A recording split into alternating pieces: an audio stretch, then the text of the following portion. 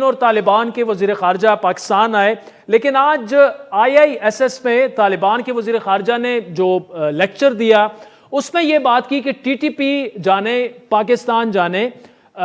यानी पाकिस्तान और TTP के मुज़ाकरात तो बंद हो चुके हैं। तो क्या उनका ये पैगाम हमें वाज़े था कि TTP के साथ अफ़गान तालिबान का कोई लेना देना नहीं है, अब आप ही मुज़ाकरात से इस मामले को आगे बढ़ाएं?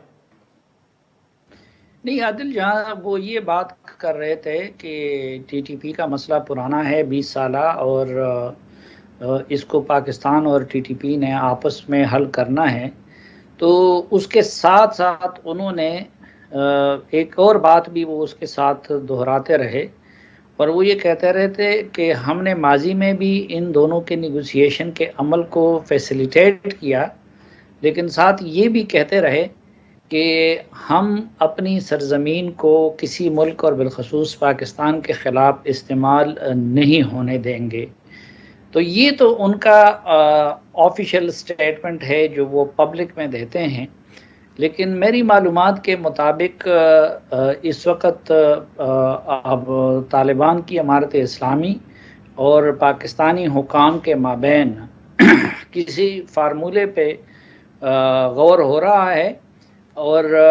जो यहाँ से वफ्द गया था काबुल, तो उनके सामने पाकिस्तान का कंसर्न और डिमांड उन्होंने रखा था